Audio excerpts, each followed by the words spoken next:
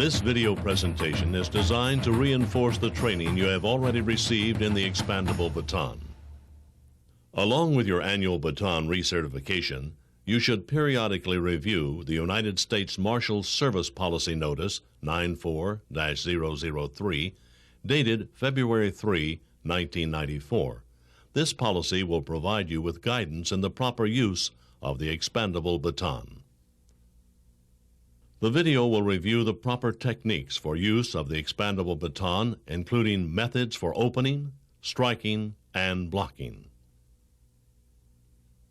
The expandable baton is an intermediate force device intended to augment your defensive, arrest, and control techniques.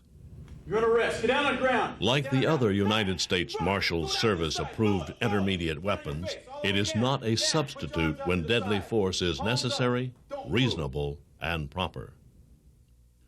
The expandable baton, when used within the techniques in your training program, is not likely to cause death or serious bodily injury. However, as with any intermediate weapon, aggravated and intentional misuse may cause death. Don't move. You must have a specific, factual basis to believe that the use of the expandable baton is reasonable and justified. Unreasonable and excessive force is never justified. The expandable baton may only be used to control a non-compliant subject when other means have failed or are considered impractical. Do not move. Stay right there. The expandable baton is also referred to as a collapsible baton. It is constructed of durable metal shafts and provides a low profile. When closed, this baton is only 6 to 9 inches long. The baton will open when it is held firmly with the gun hand and snapped downward next to your leg. The baton is closed by striking the tip sharply and directly on a hard surface. The size of the expandable baton makes it easy to carry, and its concealability makes it an ideal device for uniformed, plainclothes, or undercover law enforcement officers. The baton is primarily carried on the non-gun side of your body. It should always be carried in the designated scabbard with the tip end down. The scabbard should be positioned where you can comfortably reach the handle with your gun hand. When placing the scabbard in this position, check to ensure it is snapped and firmly held onto the belt. By constantly carrying the baton in this position, it will ensure that the device is immediately ready should you need to utilize it. Try to keep your baton dry. If the baton is exposed to water, salt air, or perspiration, extend the shaft and dry with a cloth. You should also inspect your baton at least monthly to ensure there is no rusting. You may also apply a very light coat of oil to the shafts to inhibit rust. Be sure to remove as much of the oil as possible. The expandable baton can be used to protect yourself, other officers, or other persons from bodily harm. It can be used to restrain or subdue a resistant prisoner or subject when other means have failed or are considered impractical. At all times, the expandable baton should be used so that it minimizes the risk of injury to you or the subject.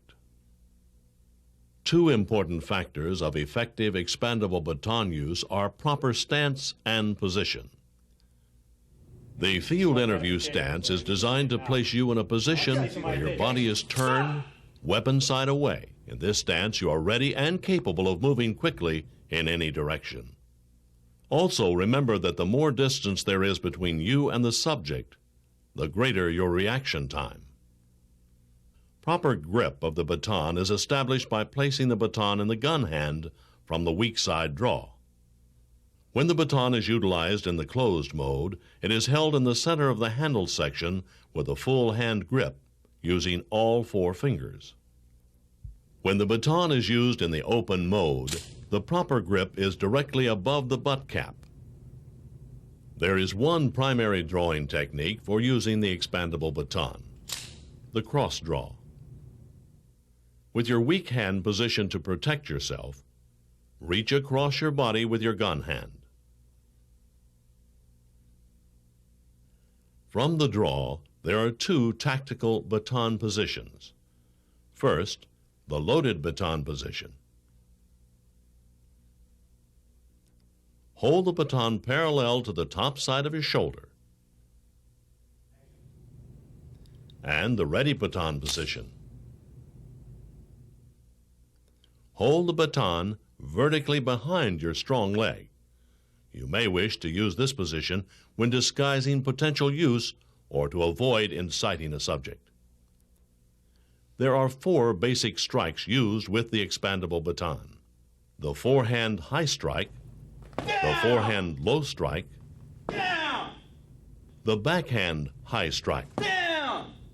the backhand low strike. Down! All strikes are executed with full power by turning the body and following through with the strike.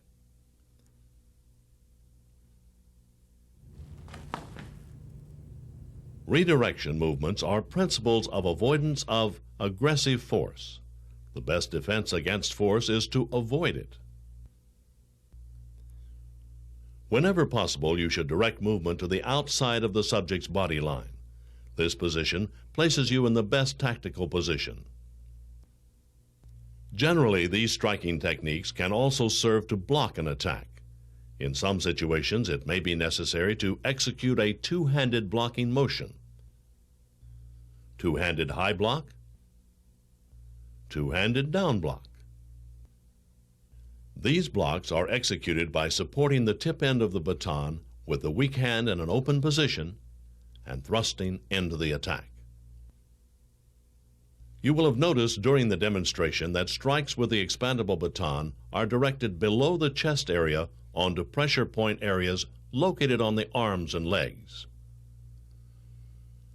The 5 primary striking areas with the expandable baton are the radial nerve, which is located on the outside of the forearm, the median nerve, located on the inside of the forearm, the common peroneal, located on the thigh area of the leg just above the knee, the femoral nerve area, located on the inside of the thigh between the knee and the groin, the tibial nerve area, located in the center of the calf. Baton strikes into these areas should cause the following reactions with a minimum possibility of serious injury: high-intensity pain, temporary paralysis of the affected muscle group, sudden flexing or reflex of the muscle group causing the area to buckle, a sympathetic response of the opposite joint to flex or buckle after the opposite side is struck. Deliberate strikes to the head, face, groin, solar plexus, neck, kidneys, or spinal column are not authorized except when the use of deadly force is justified. The expandable baton may also be used in the closed mode. Look out! Generally, when you are close to an attacker and cannot open the baton. A powerful strike into the attacker with the edge of the butt cap may affect release so you can gain distance. The striking areas in the closed mode are the same as when opened, with several additional striking areas. Brachial plexus origin, the area where the shoulder and chest meet. Bicep strike. Tricep strike. In a clinching attack, the tip end may also be utilized by vigorously rubbing it into the sternum or rib areas. There are important service medical and reporting procedures regarding all use of force incidents. If a person claims injury or appears to be injured, he or she must receive proper and timely medical attention. This may be satisfied by calling for an emergency medical technician, or EMT, or by taking the subject to a hospital or to an EMT facility if one is relatively near. If a hospital or medical clinic is not close by, the subject should be transported by ambulance or rescue squad personnel. Thoroughly document the circumstances regarding your baton incident on a USM Form 133.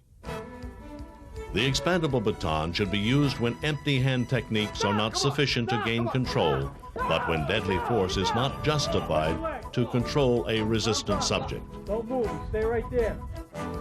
This video has provided an overview of the expandable baton as a non-deadly force option. As with all motor skills, constant practice is required to maintain proficiency.